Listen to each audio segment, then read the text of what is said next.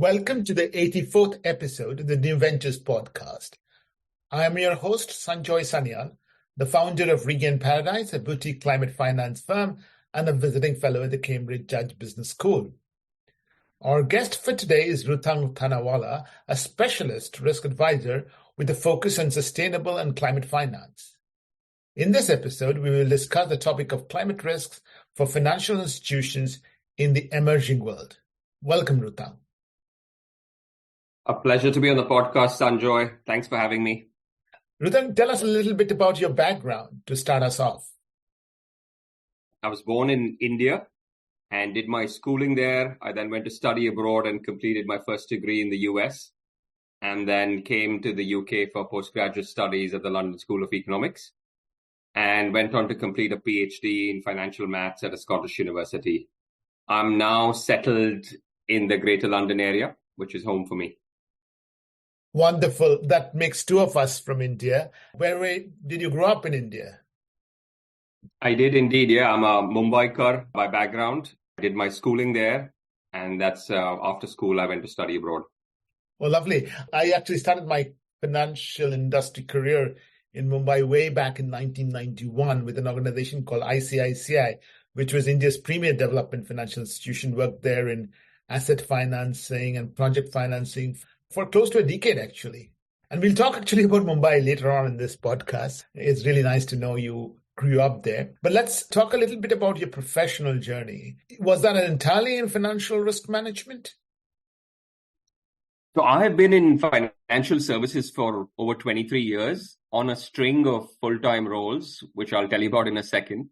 But where I am now is it's a portfolio career with a bit of academic work and a bit of commercial work, all broadly connected to climate risk, decarbonization, and environmental topics, but leaning very much on the finance side of things and on climate tech. And this finance angle is important. So although I'm very much into climate, I'm not the guy deep into geoengineering or actually installing solar panels or retrofitting your home. What I do is track the underlying climate risk. Then I advise business on how to prepare and respond to these risks. And I also help organizations understand how climate finance can help climate-related ecosystems thrive. Backtracking a bit, what has brought me to where I am in my professional journey, Sanjoy, it's been a fairly winding path, and I say this with thanks because it's diversified my professional experience. But there have always been two common threads. One is risk management and the other is finance. So I did a PhD in financial maths, began my professional career in a risk management startup, supporting insurers and asset managers.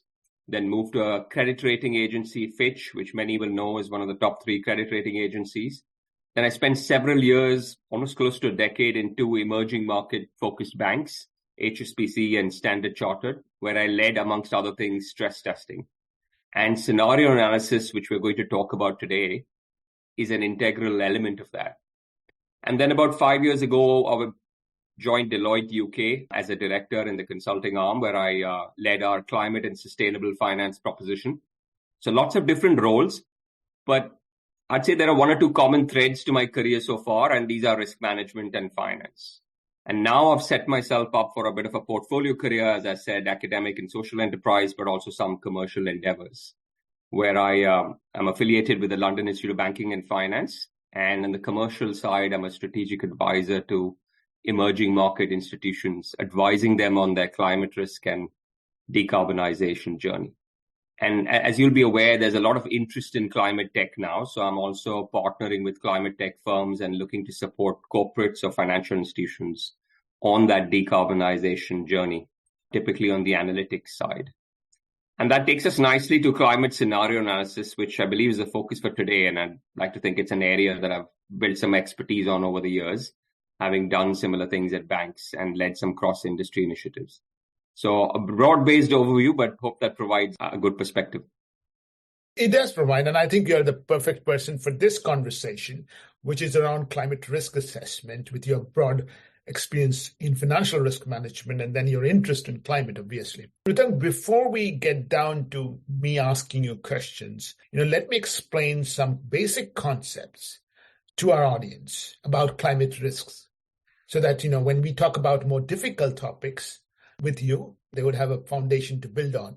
There are two types of climate risks. First, of course, there's the damage that comes from what I call the physical aspect of climate change. To a certain extent, this is easy to understand. There is a second risk as well. And that comes from the fact that as people adjust to climate change, there are risks that to those who depend on the current status quo. This is what we call transition risks. So there is a physical risk, and then there is a transition risk. Now, the physical risk can be of two types. It can be acute, think about a sudden flood or a heat wave, or it can come in slow motion or what is called slow setting. For example, as temperature slowly rise, after a few years, a place becomes less and less suitable for a certain type of crop. And I like to think about this as a frog in the pan where the water starts warming up and then starts boiling. The transition risk, the risk that comes to people who depend on the current status quo, that can come from a couple of sources, actually 4 sources. So, for example, the most important one, of course, in my opinion, is that technologies will surely emerge. So if I'm a bank and I'm financing a company which is guzzling a lot of fuel and its competitor is installing energy efficient operations, that is my client's competitor is installing energy efficient operators, my client's profitability will reduce after some time. So that's a risk for me.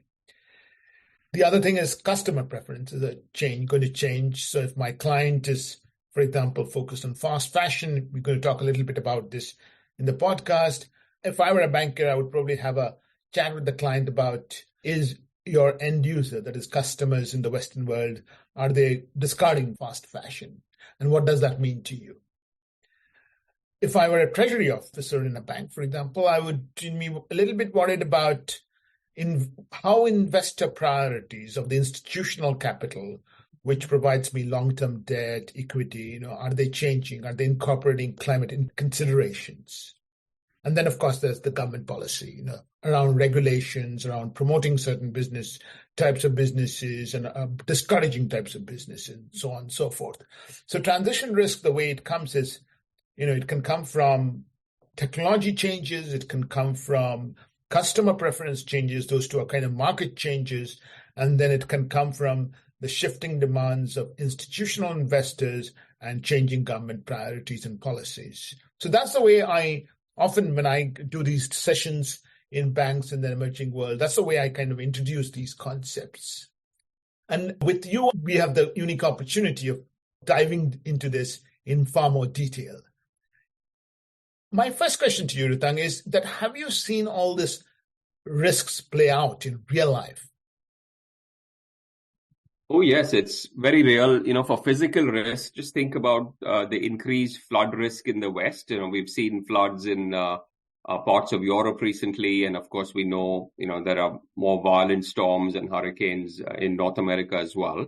So for banks that are exposed to property or, other physical assets right across, some of these regions, they need to start thinking of what the implications will be on their loan books for these assets. For flood risk, for example, are they provisioning more appropriately? Do they have the underwriting and support of the insurance industry, or are insurance premiums set to rise? Because that has an impact on how the borrowers, who use physical assets as collateral, are going to be able to repay their debt. So very real examples on physical risk coming from increased, water-related stress in the Western world as well. And we also know the same in Pakistan. So that's physical risk. And then transition risk, it's an omnipresent threat. So everybody, is pushing for stronger action on transition away from fossil fuel systems and coal. And, it's a great time to be having this conversation because New York Climate Action Week is behind us and COP29 is in November. And, if you think of the global stocktake from COP28, it was a call to transition away from fossil fuel in energy systems and accelerate action by the end of this decade. So remember, end of this decade with full phase out from fossil fuels by 2040. Now, what would happen to banks with exposure to coal in Asia Pacific, if sincere efforts were made in that direction, they would probably find themselves significantly exposed and vulnerable, because coal is responsible for a significant share of global greenhouse gas emissions. I think it's 41% or so. So if decisive action were taken, many Asia Pacific countries, and by the by, the financial institutions that lend in them, will be significantly impacted unless they pivot their business models away from fossil fuel intensive power generation to renewables. The more invested they are in it, the greater the transition risk to the economies, the corporates that operate in them, and the banks and other financial institutions that lend or invest in these economies. Now that our audience understood the risks and understood a little bit of the risks in practical context, we will get into what you already talked about, climate risk scenarios. And that's the part that most of my clients find really scary. I would request you to start with demystifying that word a little bit. You say scary. So let me see if I can shed some light on that. Scenarios mean different things to different persons and different institutions. So what I want to do is give you three interpretations. Firstly, scenarios are referred to by some in the statistical and sort of purest sense, that it's like a forecast based on the current state, something like a best estimate projecting forward based on current data. And a slight variation of this might be, well, it's not just point forecast, it's a whole probability distribution based on realistic possible future outcomes looking at the data. That's one interpretation. Then there is the second one, arguably the most common one, that scenarios are what if counterfactual projections, sort of good, compelling stories supported by some science, some narrative, and typically a coherent set of input events with a good number of consequences also spelled out. I would say this is the most common interpretation used by organizations. I would call these exploratory scenarios, and we're going to talk about some examples hopefully later. But that's the second interpretation. And then there is the third one, which is where scenarios are referred to as goal-seeking outcomes. What do I mean by that? You have organizations looking to get to some sort of carbonization endpoint. It could be net zero, it could be a bit weaker than that. But they then use these pathways to get to that goal. That's a different interpretation of a scenario. Even so, they use the latest science and a view on the policy environment, how technology will evolve, how there will be behavioral shifts, and then project what the future will look like, typically for power, for transportation, and so on. And you can see why this is goal seeking. There's an endpoint in mind, and the projection is all about outlining a possible pathway to get there. So really three different interpretations, and hopefully with some examples, we might be able to see which is which and who uses what. You said looking into the future. So what type of time horizons are we looking at? And the reason I'm asking this question is because financial institutions, like most organizations, people do 1 year planning in a lot of detail, 3-year planning, 5-year planning in some detail, but they typically don't necessarily do planning beyond that. Really good point, Sanjoy. It's a challenge in itself because for the physical risk to get a deeper understanding of them, particularly what we might call the chronic risk, the slow burning events that do impact banks' portfolios, they need longer horizons. And some of the scenarios therefore speak to those longer horizons. We're talking not just 1, 3, 5, but 10, 25, 30, indeed longer, projecting out so many years, which is something financial institutions haven't had to do. As much as they strategize, think about the future, the horizons are much shorter. Having said that, for some of the risk, like transition risk that we outlined earlier, there is also merit at looking at the 1, 3, 5-year horizon. So the real challenge with climate scenario analysis, you've got to straddle the short term and the very long term, and got to find a way to use that in your financial planning to be action oriented, but also reposition your business model. And it's doing both that's become a challenge for financial institutions, both from setting up the framework to accessing the data, how you're thinking about this and building capacity to manage over such a long horizon. Noting, of course, and everybody accepts this, that you don't have that much certainty in the very long term, but you need that viewpoint, that projection to start understanding long-term effects. Things like, how physical risk will play out, but property won't be backed by insurance. For that, you need that longer horizon. So I hope this provides a bit of a perspective on the challenges of the horizon for scenario analysis. It does, Rutang, but the part that is really scary, and we are coming to that, is that there is a whole alphabet soup of scenarios. IEA, IPCC, NGFS, the three that I'm familiar with and I've used in my presentations to these banks. Help us get them in a simpler fashion. Yeah, happy to do that. It can seem confusing, so I completely sympathize. One way to think about these scenarios with these different acronyms is that they're scenario families. So NGFS is like a scenario family. IEA is a scenario family. And typically, these scenarios have been developed by different industry bodies or central bank forums or trade bodies. Now, in principle, anybody can create a scenario. But what you want to do is use the climate science and use a coherent narrative, a set of events that people find either plausible or the transmission channels have been well thought out. Nothing is stopping an organization building its own scenario, but you may want to start with one of these scenario families because a lot of thought has gone into it, which is why you hear a lot about them. So let me elaborate a little bit on IPCC. For me, this is one of the more important scenario families. It provides a comprehensive scientific assessment on climate change. It includes the physical science, the environmental impacts, and importantly, the socioeconomic factors as well. Different levels of warming that could affect the planet, the ecosystems, and human societies.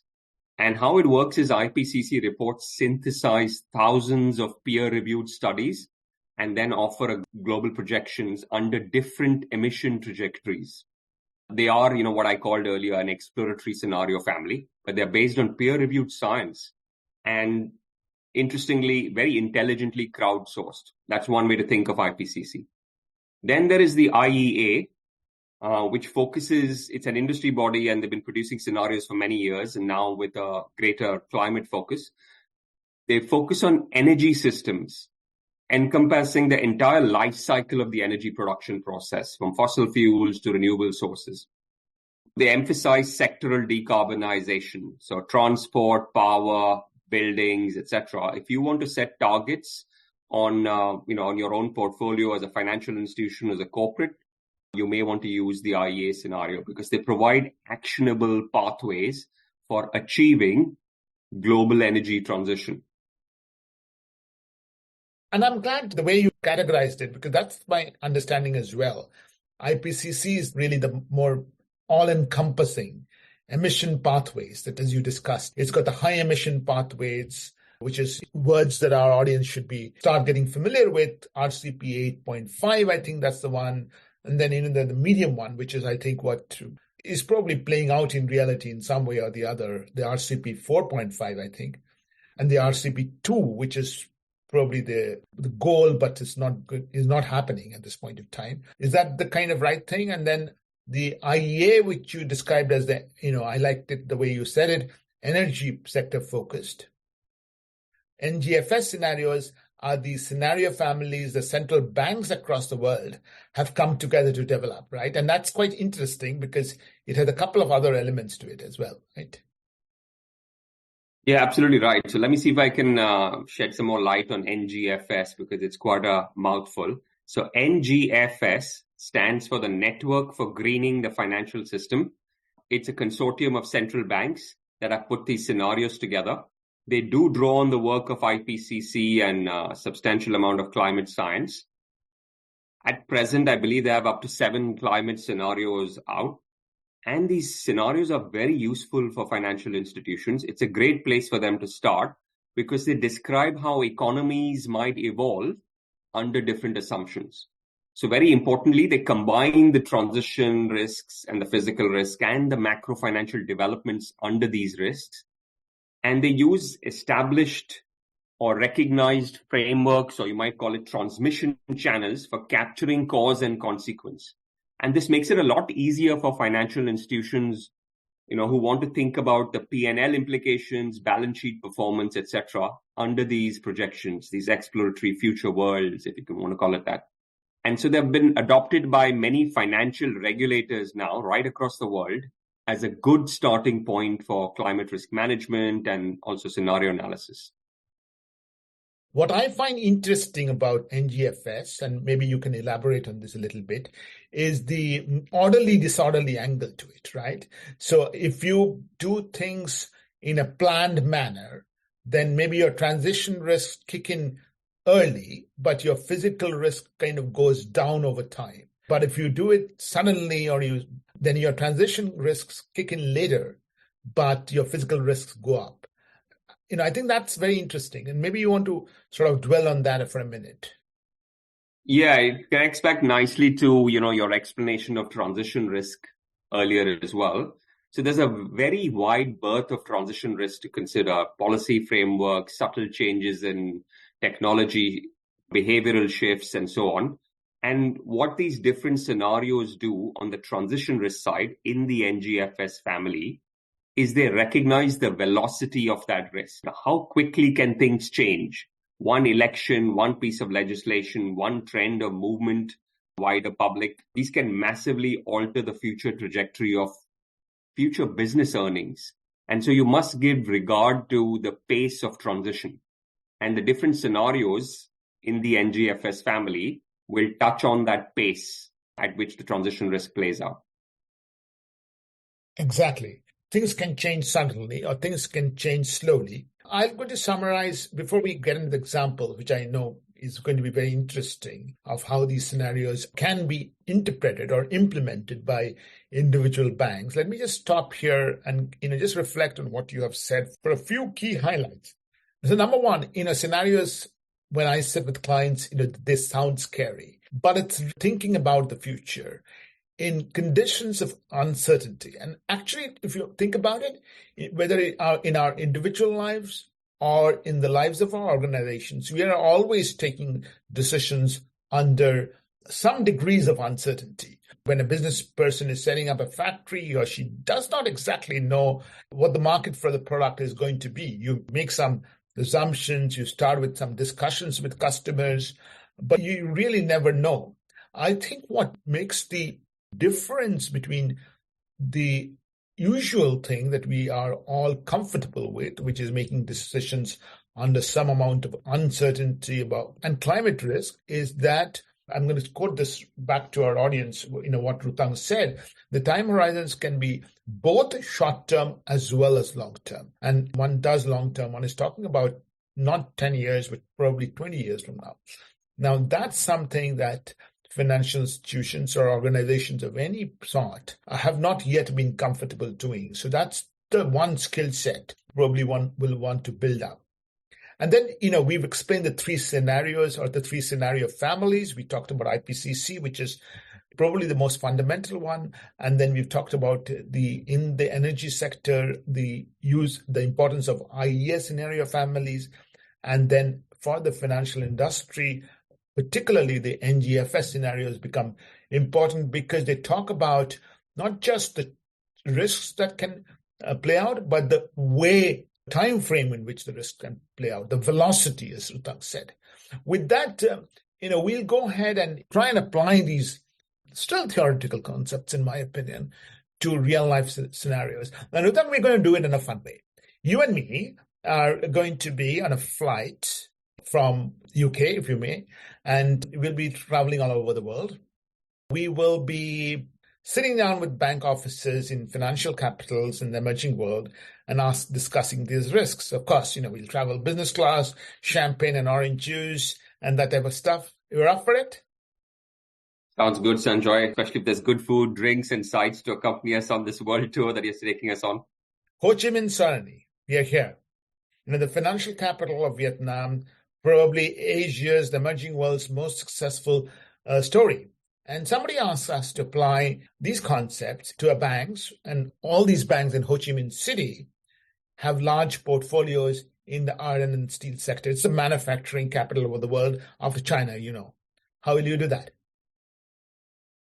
Really interesting problem you've thrown at me, so I'm keen to dive into it. But before we embark on this tour and, speak to the challenges in Vietnam, what I want to do is just give you a schematic of how to think about climate scenario analysis.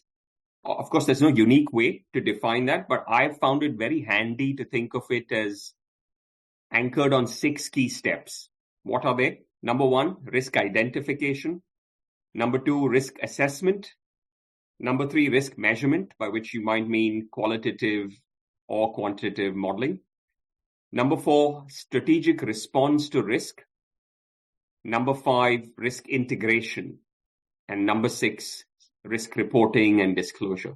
And for me, these 6 steps are, as it were, an integral element of climate scenario analysis. So I want to bring these to life as we conduct our world tour. Let me use these 6 steps now for that specific challenge that you've laid out on Vietnam. Let's suppose, it's an emerging market bank you're talking about. What kind of challenges would they encounter? Let me give it a go. So Vietnam, iron and steel, right? First question, how significant a share of total global emissions is steel production, for example? Next question you would ask as part of risk identification is, what is Vietnam's contribution to global steel production? How large is this bank's balance sheet? That would be your third question. How large is steel production a part of this Vietnamese bank's portfolio? And, are there substitutes for steel production? What are they? Do they pose an opportunity for the sector? Do they pose a threat? These are the kind of questions that will get your climate scenario analysis moving forward. And as it turns out, the numbers are compelling. Now, I'm not an absolute expert in this area, but I know steel production is circa 8% of total global emissions. And for the planet to be Paris aligned, emissions from steel production must, just have to decrease. And manufacturing, as you said, is a significant share of Vietnam's GDP. I think it's 24 or 25%, with steel being a huge element of it. So this is something that they need to think about. The bank would need to think about, do the materiality assessment and find out that their exposure is significant to steel. And we know steel is a huge part of the Vietnamese economy. Then, how do they approach this in terms of materiality? It seems quite material, but it would depend on each bank's portfolio. And what we've done here is just scratch the surface of the first 2 elements of climate scenario analysis, which is identify the risk and then assess its materiality. And getting a handle on these, confirmation with data and the facts, is already significant progress. And the NGFS scenario family, as an example, could really help you with that and take you all the way to understanding the implication for the bank's future earnings. The 6 steps that you laid out, that is very simple, practical. I think my clients will understand that. What I would like to know is, how does a bank in Vietnam, for whom exposure to the iron and steel industry is a material risk, how do they apply NGFS scenarios? So the first thing they would need to do is downscale these scenarios. These are global scenarios relevant for many economies and many sectors. They would need to, what I call, downscale or translate into what is relevant from that scenario family for that economy and for that sector, and hence understand the materiality. What is that scenario family telling you about iron and steel 1 year from now, 3 years from now, 5 years from now, and further down the road? And also start assessing what policy environment would be influence the outcomes for iron and steel in Vietnam. So that's one way to proceed with NGFS. And then you'd, of course, need the relevant data to support that as well, about the exposure to iron and steel for that portfolio, large corporates, mid corporate, who is the bank most exposed to, and what is their ability to change or adopt new technologies. When you say downscale, you mean apply that concept of velocity and the suddenness that you talked about in this specific sector. Is that what you mean? That's correct. And in that particular region, because one of the challenges with scenarios, all climate scenarios, is if you keep it general enough so that it's relevant to the planet and the economy as a whole, then it can be quite high level, and you need to understand what would that mean in practice for that particular sector in that particular country. Yeah. Just to contrast this heavy engineering industry in Vietnam, let's take example of a bank in Dhaka, in the crowded capital of Bangladesh. And we are sitting down at the bank in light manufacturing with a large portfolio in the textiles and garment sector. Both Vietnam and Cambodia have a large textiles and garment industry, but typically, from what I've seen, banks in Bangladesh have about 25% exposure to textiles and garments. How would you apply the concepts to banks in Bangladesh? Again, very interesting and realistic situation. Bangladesh's economy, as you say, is heavily reliant on garments and textiles, right? So arguably, I think it's the primary source of foreign exchange earnings for Bangladesh and a significant percentage of its GDP, not to mention millions of individuals employed, particularly women. You're right, Rutang. Export earnings from the textiles and garment sector, along with foreign remittances, is Bangladesh's significant foreign income. Exactly. Here you'll have both the economic and social and environmental considerations all come into play actually at once. You'll have to think about risk identification and the materiality, which we did with the other example. We know it would be material. For most banks that are exposed to textile and garments, this is going to be significant. So here the challenge would be, how do you quantify this risk, noting that there is an interplay between textile and garment production, foreign exchange, trade, and employment. And that's where the scenario analysis can help you. The third step, which I'd mentioned earlier, which is risk quantification. You might call it risk modeling. You've got to get through that impact analysis so you can fully understand how a change in textile and garment production will impact your portfolio. We have a sense of the physical risk for Bangladesh, prone to many physical hazards, notably water stress. We all know the chronic issues with Bangladesh and flooding.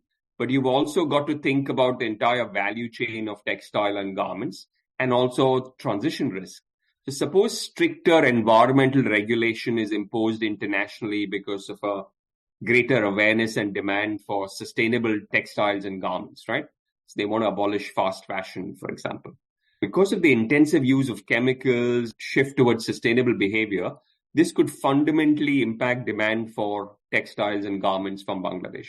So what you want to do is explore whether your scenario accommodates this particular outcome as part of the transition risk. And the CRO of that Bangladeshi bank will then have to think, well, in the 3 to 5 year horizon, am I protecting the portfolio against the physical risk, but also the transition risk? And start modeling trade, the implications on trade, foreign exchange rates, employment, and also GDP. So all based on hypothetical and what-if exploratory scenarios, but still very realistic and good risk management. Okay, so I think the key thing that I'm taking away is this word that you use, value chain, and kind of looking at it and saying the chief risk officer, the advice we would give to the chief risk officer, map out the value chain, think through what-if scenarios of both physical risk as well as transition risks on each element of the value chain, which is from starting from the customer to the point of the textile import, which is the yarn import or the cotton import or whatever have you, and develop a few what-if scenarios which you can then try and quantify and apply in your financial model. Exactly. One thing that both you and me must be familiar with when we talk about agriculture is our smallholder farmers. And we kind of know that smallholder farmers are among the most climate vulnerable people in the world. But one of the things that I was being recently exposed to as I've been working with the banks in Africa is that banks in Africa have also a large portfolio of lending to commercial farms, not smallholder farmers, but people who own hectares and hectares and grow one or two types of crops. How would we apply the concept of physical and transition risk to these large farms, which are far more financially solid than smallholder farmers? Really good questions. Just to make this very real, let's suppose you're talking about Zambia and exposure of a bank to a large set of commercial farms in Zambia, which clearly will have huge exposure to agriculture. So I can reel off a list of potential physical risks. They will dominate here: reduced rainfall, increased temperature. They will all be very relevant. So the team conducting this scenario analysis will then need to assess the impact of these on crop yields, food security, impact on GDP, household welfare of lower incomes. But where in this instance the bank can make the most significant contribution, noting that you're talking about large commercial farms, is through that fourth step of scenario analysis, which is climate action or climate response strategy. So the emphasis for the bank here could be on supporting climate resilience, both through mitigation or adaptation. Noting that there are going to be elevated risks to agriculture, the bank can consider financing drought-resistant crop varieties, improve irrigation infrastructure and finance that, recommend sustainable practices, and so on. So what the climate scenario analysis aids the CRO with is on what I call step 4, which is climate action, and pursuing opportunities that might actually make the business models of these large commercial farms less vulnerable in the first place. So that would be one way to approach this particular problem and use climate scenario analysis in a way preemptively.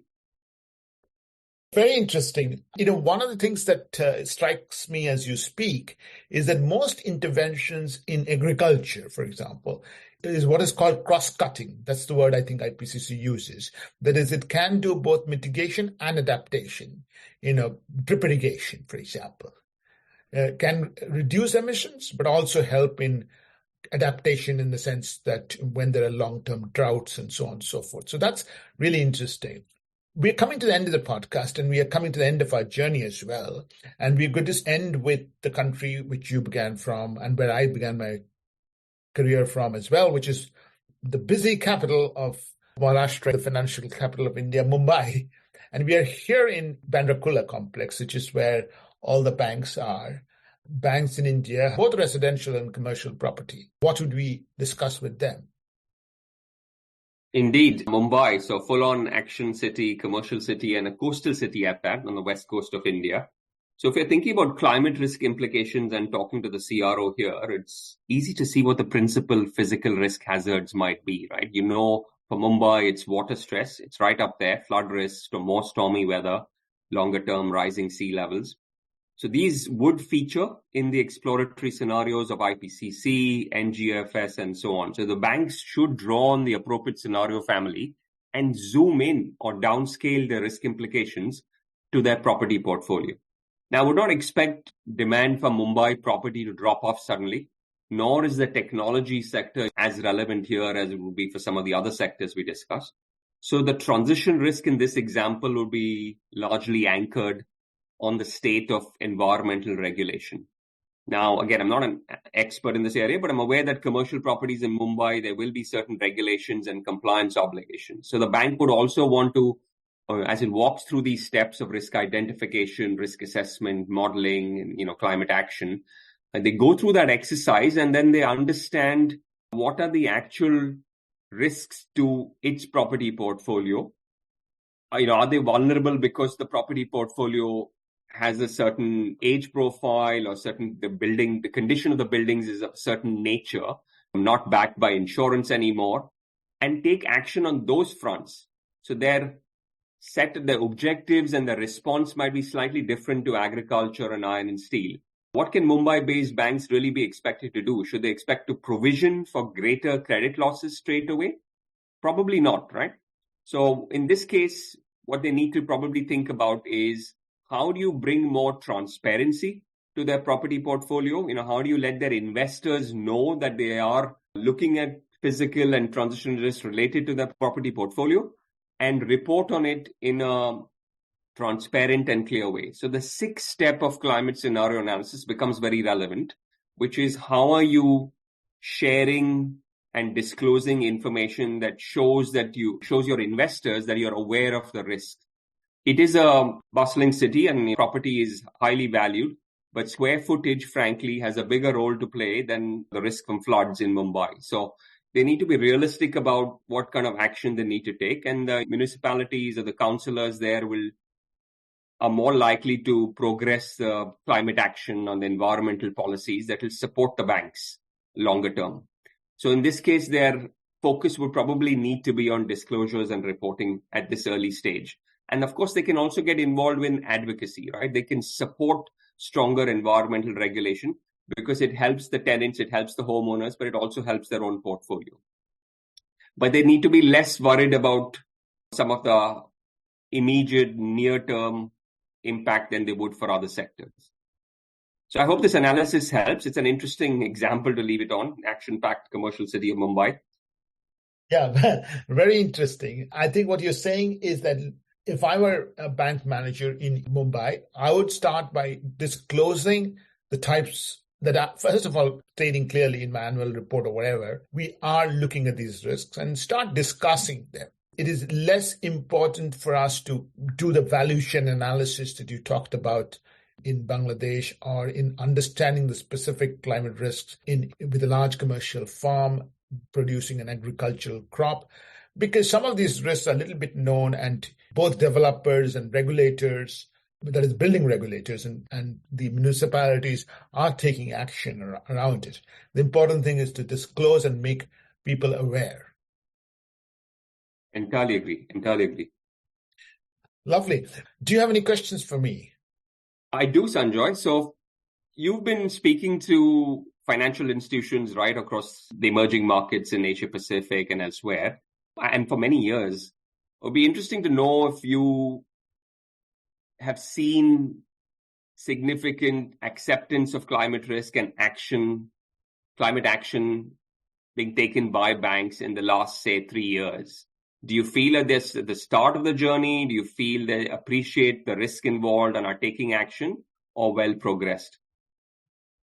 Rutang, that's a fair question. And I'll tell you what I hear from clients or colleagues. I do have some exposure to financial institutions in the Western world because of this position in the Cambridge Business School. One thing that is clear to me, you know this better than I do, is that the climate risk assessment departments of, let's say, HSBC, your old customer, or Standard Chartered Bank, you do employ significant number of people who are climate scientists themselves. And so there's a far greater sophisticated understanding of climate risks for these large global banks, which may also have significant portfolio in the emerging world. I think in the emerging world, the places where I'm familiar with, which is East and Southern Africa, South and Southeast Asia, a lot of what is happening is being driven by the central government regulation. When central governments are doing things like defining taxonomies or are asking banks to start disclosing climate risks or at least establishing certain climate targets, that's when we see action moving. We also see, and this is where a large part of my career has been based on, a lot of opportunities. You kind of indicated this in your discussion, a lot of action around climate lending opportunities. That is, many banks in the emerging world obviously have international development financial institution partnerships with the likes of IFC, KfW, DEG, and the discussions that they have with these international development financial institutions are propelling them to lend in climate. So lend in electric vehicles, lend in solar, lend in the environmental upgradation of the garment industry in Bangladesh, lend in broad climate taxonomy compliant lines. And that lending opportunity is helping them understand risks in a sort of indirect way, if that makes sense. It does. Thanks. Very helpful.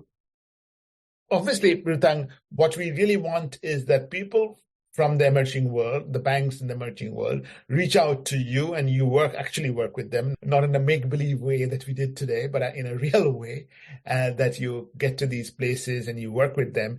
And if people want to get in touch with you, how should they?